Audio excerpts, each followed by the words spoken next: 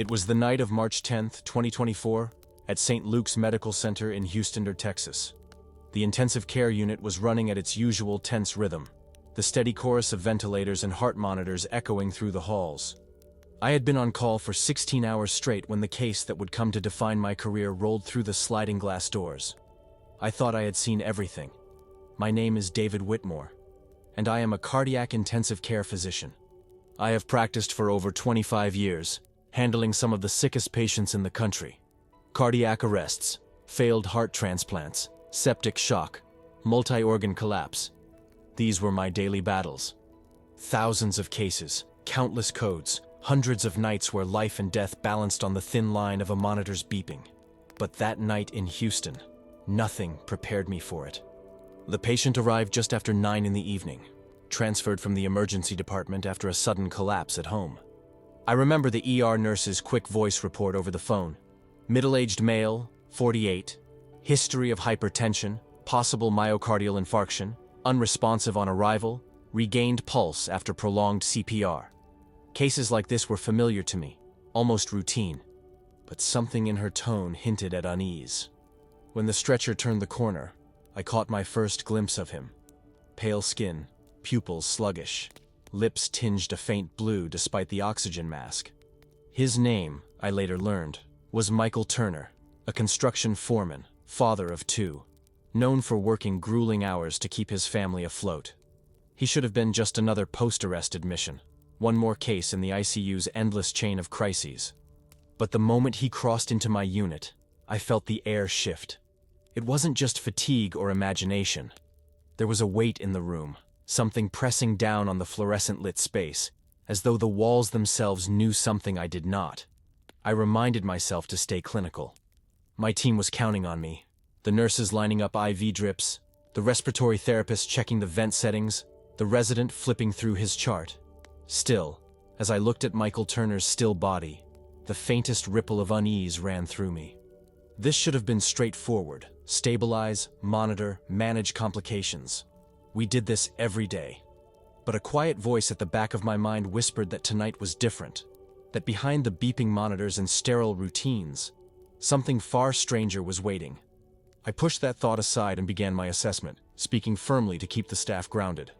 Let's get him settled, start continuous cardiac monitoring, and prep for labs. My hands were steady, my voice confident. But deep inside, I already sensed what my rational mind refused to admit. Because nothing, not my years of training, not my experience with thousands of patients, could have prepared me for what happened that night. St. Luke's Medical Center is one of the largest tertiary care hospitals in Houston, a place where the sickest patients from across Texas are brought when local facilities can no longer manage their cases. The Cardiac ICU, where I have spent most of my professional life, is a windowless ward of 10 private rooms surrounding a central nursing station. The air is perpetually cool from the climate control needed to stabilize the machines, and the constant rhythm of alarms, ventilators, and infusion pumps creates a background noise you eventually stop noticing, until it suddenly changes. On March 10th, the unit was operating near capacity.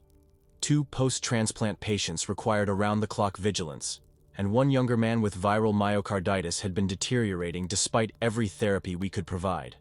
Fatigue was heavy on everyone's shoulders.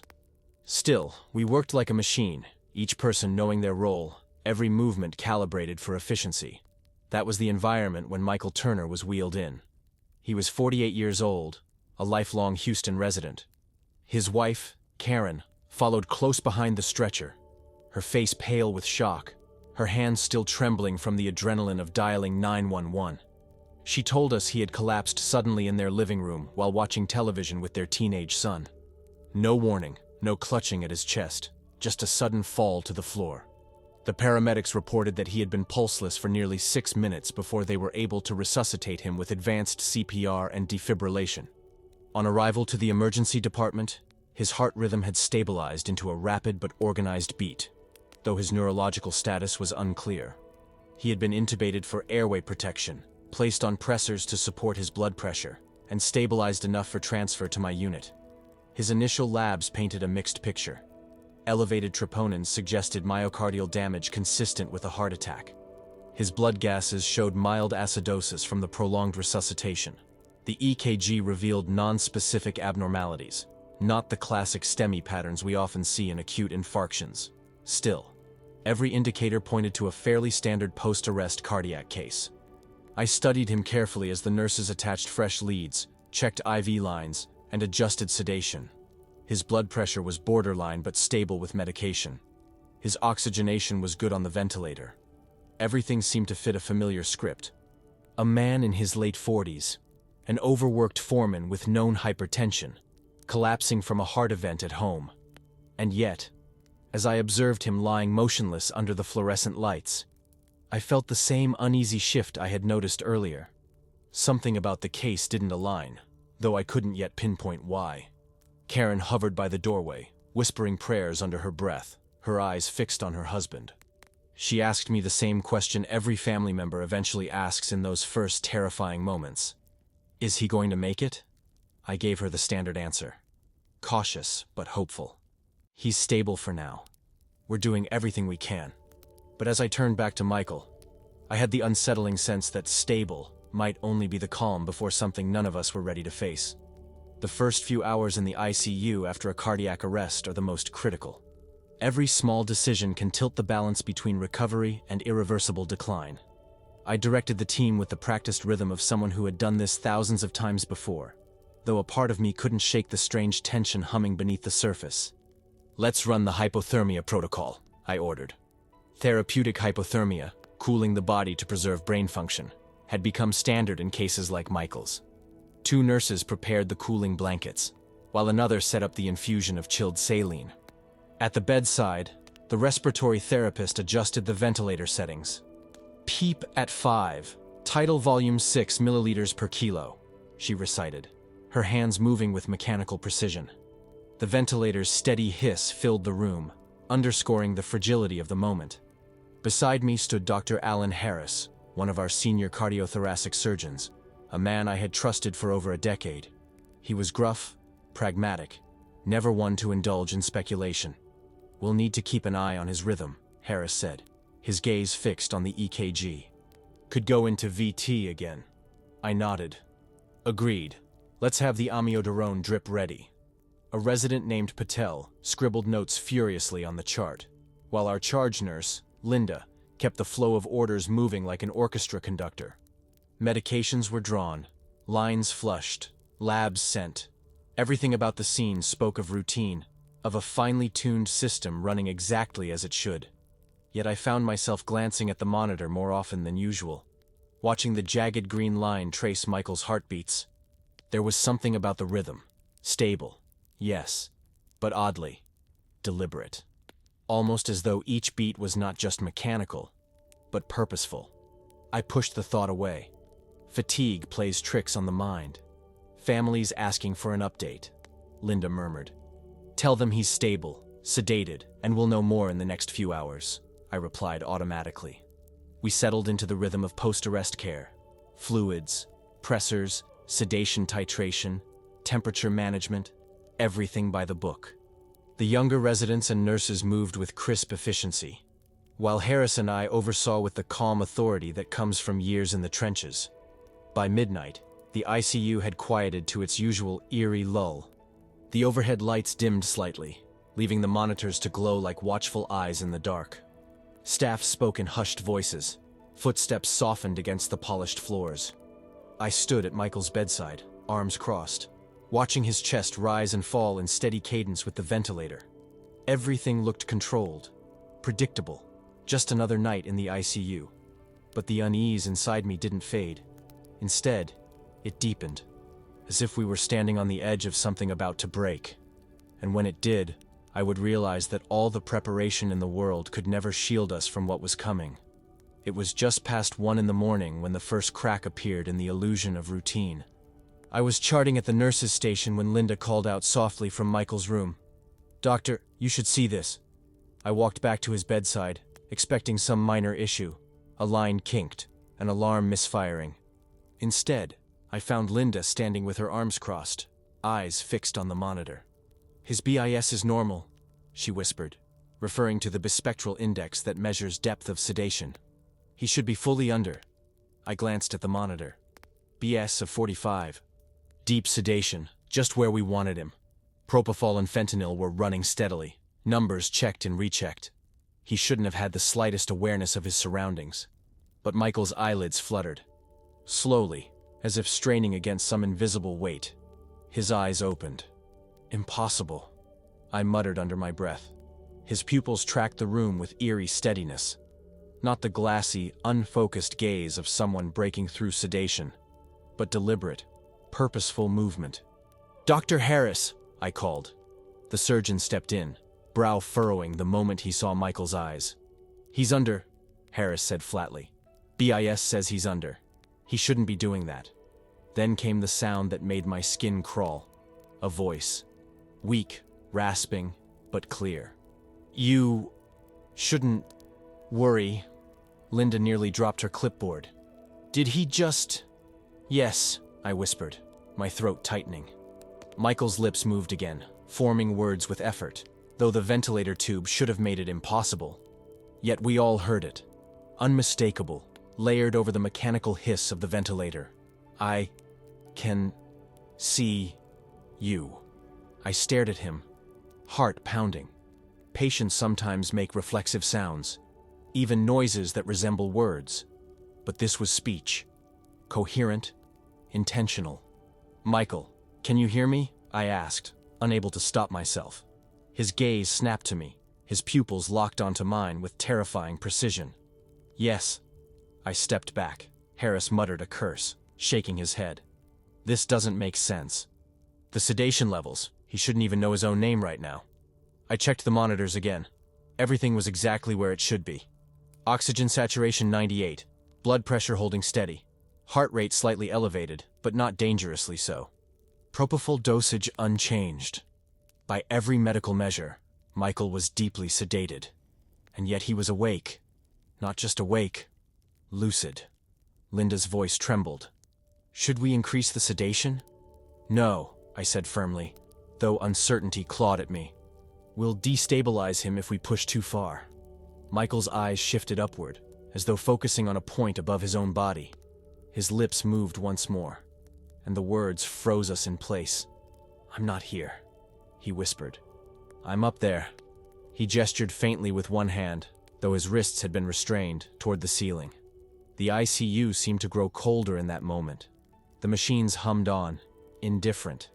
But every person in that room knew we had just stepped beyond medicine. This made no sense at all. The silence after Michael's last words pressed down on us like a weight.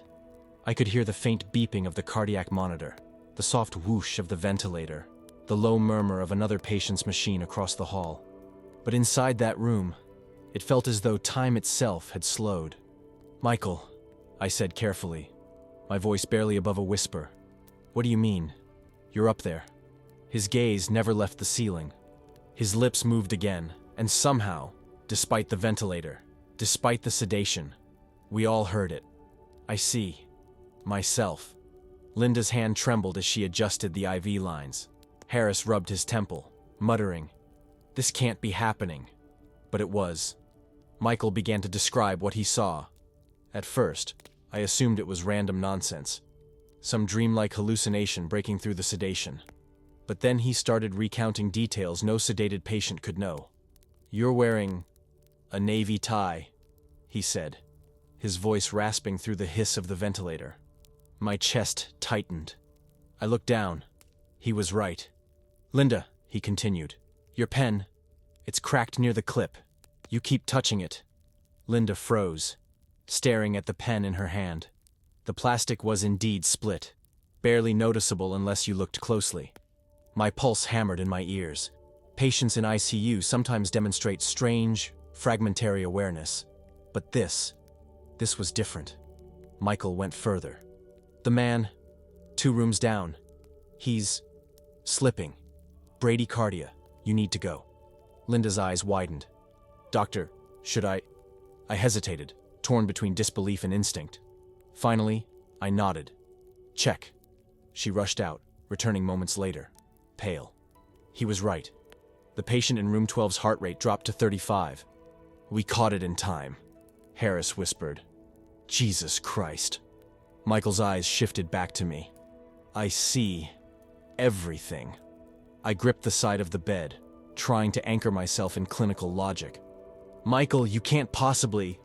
But he cut me off, his voice stronger now, resonant in a way that seemed to vibrate in my bones.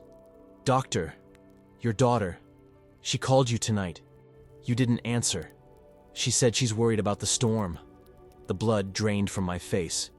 No one in that room could have known. My daughter had called an hour earlier. I'd silenced the phone, planning to return her call later. How do you know that? I demanded, my voice sharper than I intended. Michael smiled faintly, a gesture both eerie and calm. I see it all. From above.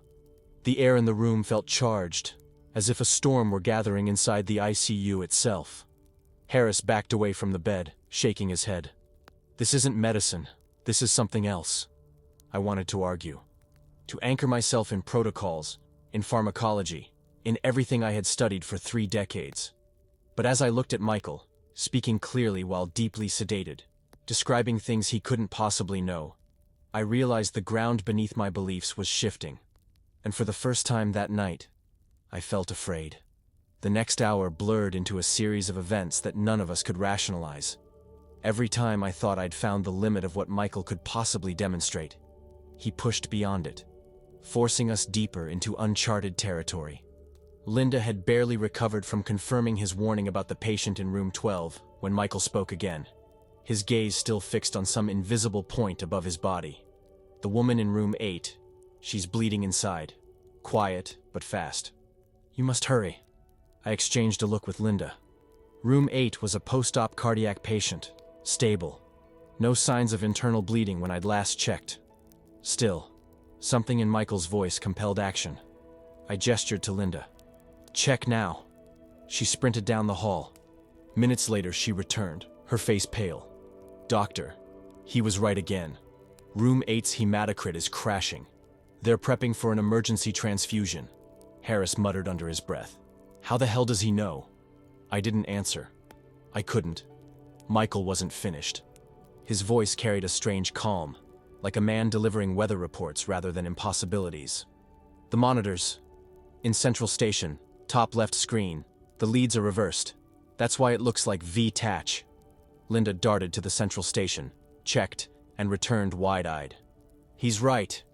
It was a lead misplacement. Saved us from rushing into a code. Every detail was correct. Every statement verifiable.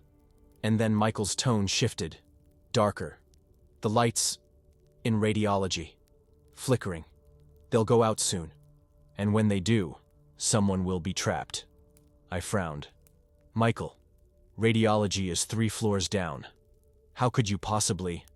But even as I spoke, the overhead intercom crackled. Maintenance to radiology. Power failure in imaging wing. Linda covered her mouth with her hand.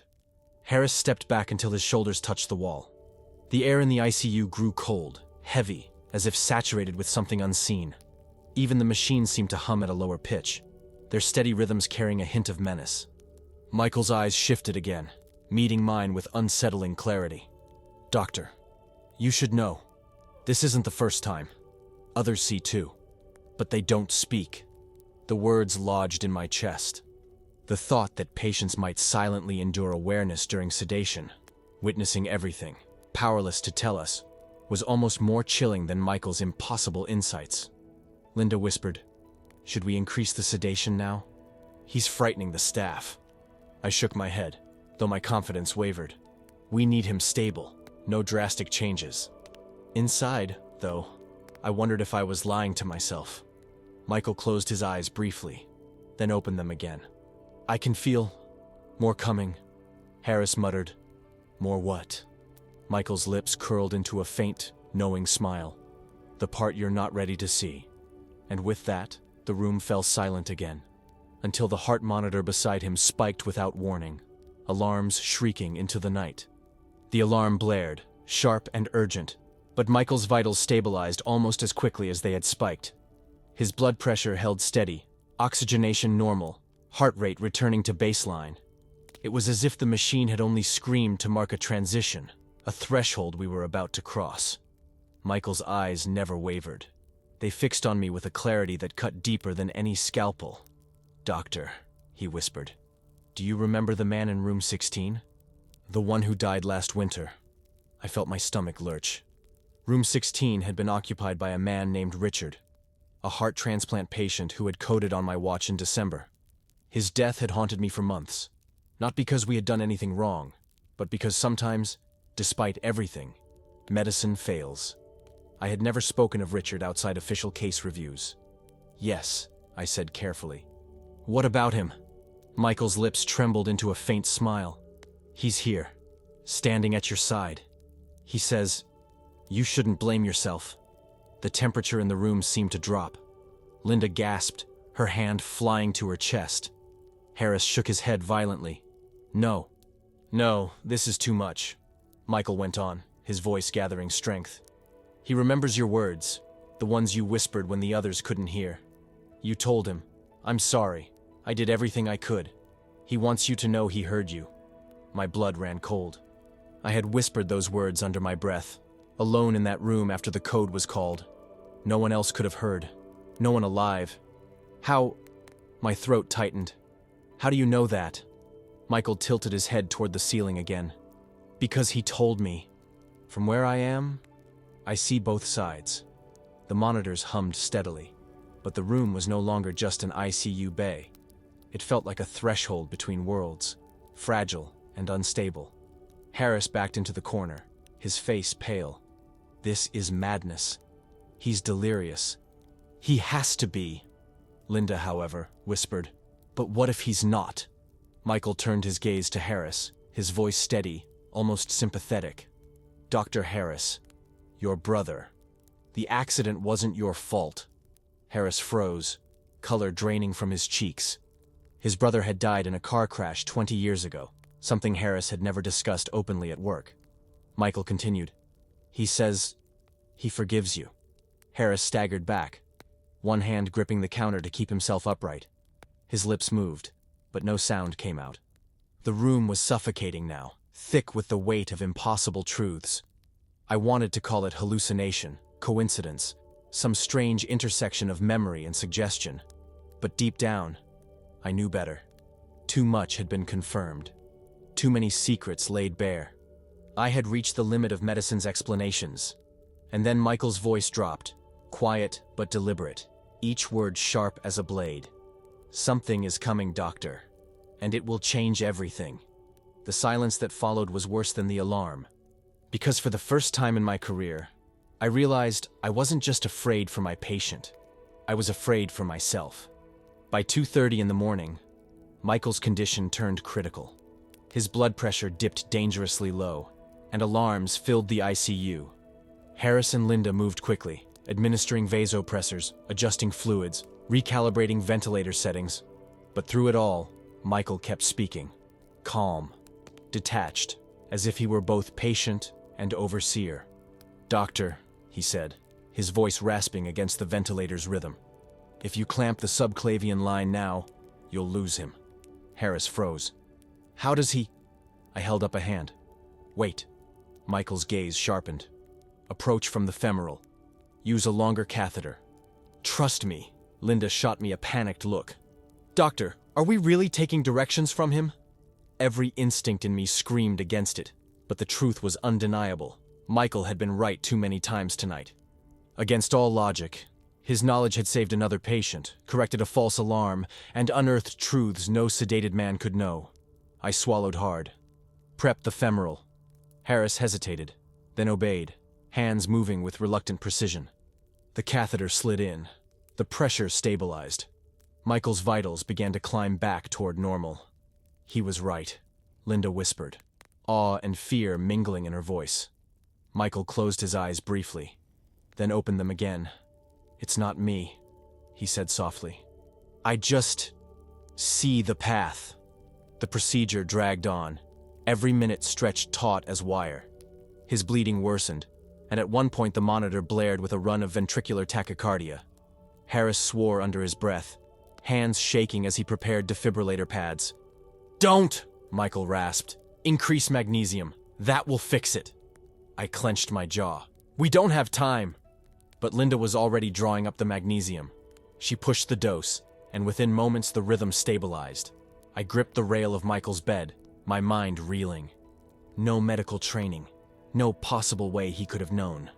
Yet he was guiding us through the darkest moments of his own collapse. Harris muttered, "This isn't possible. This shouldn't be happening." Michael turned his head slightly, eyes locking onto Harris. "You've always believed medicine explains everything, but not tonight." The weight of his words pressed down on all of us. Finally, the worst of the storm passed. His vitals steadied, the bleeding slowed. We had pulled him back from the brink, because of him, not in spite of him. But just as I began to breathe again, Michael whispered one last thing, so quietly that I leaned closer to catch it. "Doctor, you should know. I won't remember this. None of it. And when it's gone, it will be yours alone to carry." My throat tightened. The room was still, save for the steady hum of machines and the quiet breath of a man who had just led us through his own impossible survival. And in that moment, I realized the true horror of the night wasn't what Michael knew. It was that he would leave me alone with it. By 3:15 in the morning, the storm inside Michael's body had begun to calm. His blood pressure stabilized, the bleeding slowed, and his heart settled into a rhythm that no longer set the alarm screaming. The team moved with efficient precision, though the silence between us was heavy, broken only by the hiss of the ventilator and the occasional soft beep of the monitors. Harris stood at the foot of the bed, sweat darkening his scrubs.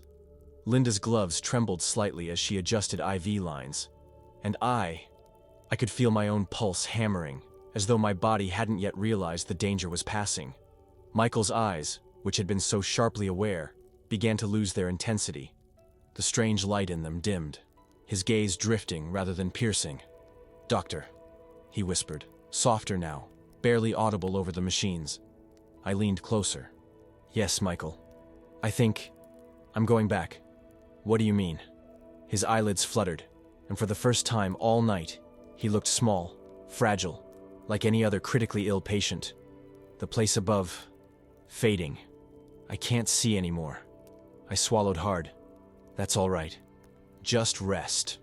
Within minutes, his words slurred, breaking apart into murmurs that made no sense. The monitors continued to read sedation levels consistent with deep unconsciousness, as if the night's impossible clarity had been nothing but a dream. Linda looked at me, eyes wide. "It's gone, isn't it?" I nodded, though the knot in my chest told me nothing was truly gone. "Yes, he's back under." By 4 o'clock, his vitals were stable enough for us to exhale. We cleaned the lines, checked the dressings, recorded the data. On the surface, it had become just another critical ICU case. A man stabilized, a crisis managed. But the three of us knew better. We had witnessed something medicine couldn't name, something no training had prepared us for. When I finally stepped away from the bedside, Harris muttered, "We don't speak of this. Not to the staff, not to anyone." Linda glanced at me nervously.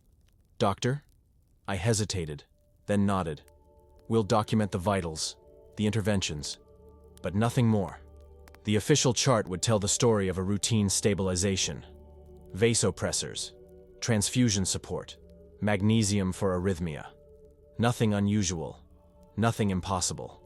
But the truth lay heavy in the air, pressing on our chests like an unspoken pact.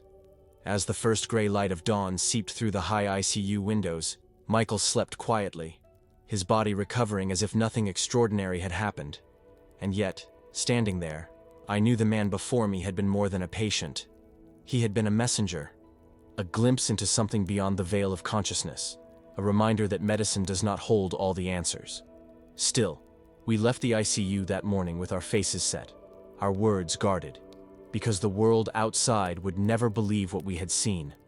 The next morning, I returned to the ICU expecting to find Michael agitated or confused, fragments of the night clinging to his memory. Instead, I was met with the blank slate of routine recovery. He was awake but groggy, eyes heavy, voice raspy from the ventilator tube that had been removed only hours earlier. "How are you feeling?" I asked. "Like I've been hit by a truck," he muttered, managing a faint smile. "But alive. That's what counts, right?" Yes, I said, forcing a steady tone. Alive is what counts. I leaned in carefully. Michael, do you remember anything from last night? From when you were sedated? His brow furrowed. Sedated? No. I remember you coming in when they first admitted me. Then, nothing. Until now. Nothing. The word echoed through me like a verdict. I tested him gently, asking questions about the things he had said. The warning about room 12, the details about Harris's brother, the words from Richard in room 16. Each time, he looked at me with confusion, shaking his head. I don't know what you're talking about, Doc. I don't even know what a room 12 is. He had no memory, no trace of the impossible knowledge, the piercing clarity, the revelations that had shattered us. Later that day, I met with Harris and Linda in the staff break room. The atmosphere was tense, our voices low. We need to review everything, Harris said firmly. Equipment logs, sedation protocols, monitor readouts. Something in the data will explain this. So we did. We pulled the records, cross-checked drug dosages, verified line placements. Every detail was normal. Propofol and fentanyl levels correct. Monitors calibrated. BIS index steady. No glitches, no malfunctions. Linda leaned back in her chair, rubbing her temples. So, on paper, it never happened. Harris scowled. Then that's how it stays. We don't destroy our careers over some hallucination.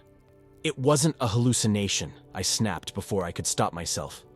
My voice cracked, raw with the weight of the memory. You know what we heard, what we saw. You know it was real. Harris's silence was louder than words. That night, when I went home, I opened my laptop and began searching through medical literature, case reports, anesthesia journals, neurological studies. I found scattered mentions of patients experiencing awareness under anesthesia, what we sometimes call anesthesia awareness. But those cases described fleeting moments, muffled sounds, the sensation of pressure. Nothing like what Michael had shown us. No mention of impossible medical knowledge. No records of patients describing other wards of the hospital in real time. Certainly no one speaking with the voices of the dead. The deeper I dug, the more isolated I felt. Michael's case wasn't just unusual, it was unprecedented. I sat in my study well past midnight, surrounded by stacks of journal articles and medical texts. But none of it brought me closer to an answer. Instead, I felt the same cold weight pressing on my chest that I'd felt in the ICU. The certainty that we had witnessed something that medicine was not meant to explain. Months have passed since that night, but the memory still lingers like an unhealed wound. I walk through the cardiac ICU every day, and the sight of bed 12 never fails to tighten my chest. Michael recovered. Against the odds, his heart stabilized, his body healed, and he was discharged 3 weeks later. The man who had spoken with such impossible clarity that night left the hospital with no memory of it at all. To him, it was nothing more than a blur of pain and sedation. Another close brush with death that modern medicine had pulled him through. For me, it was the case that unraveled everything I thought I knew about medicine. I've been a doctor for nearly 3 decades. I was trained to believe that every phenomenon has an explanation rooted in physiology, pharmacology, or human psychology. But nothing in those textbooks prepared me for a patient under deep sedation describing events in other rooms, speaking in voices not his own, or delivering truths that only those already buried could have known. I've asked myself countless times whether fatigue clouded my judgment that night, whether stress and exhaustion created hallucinations that 3 of us somehow shared. But the facts remain. Michael predicted a cardiac arrest before it happened. He spoke in the voice of my dead mentor, with words no one else could have known. He carried knowledge that no drugged, oxygen-deprived mind should have been capable of producing. And then, just as suddenly, he returned to being an ordinary patient. I've read theories. Some researchers suggest that consciousness is not confined to the brain, that under extreme conditions, awareness might tap into something larger, something beyond the boundaries of flesh and blood. Others speculate about collective fields of knowledge, universal awareness, or what ancient traditions simply called the soul. I don't know which explanation disturbs me more, that Michael glimpsed into a reality science refuses to acknowledge, or that there are forces moving through our hospitals and wards, unseen but undeniably present. I can no longer walk past sedated patients without wondering what they might be perceiving behind their closed eyes. How many voices go unheard because we dismiss them as dreams, delirium, or the noise of a fading mind? Late at night, when the ICU halls grow silent and the hum of machines fills the void, I sometimes catch myself listening for a whisper, a breath, a voice that should not be there. And every so often, I feel it. That cold presence, watching, reminding me that the walls of medicine are not as solid as we want to believe. This case still keeps me awake at night, not because of the fear it brought me, but because of the truth it revealed. That everything we think we know about life, consciousness, and death may be only the surface of something far deeper, something we are not meant to understand but cannot escape. And so, I keep listening, because perhaps the dead are speaking. And perhaps, in places like the silent ward of the ICU, they expect us to hear,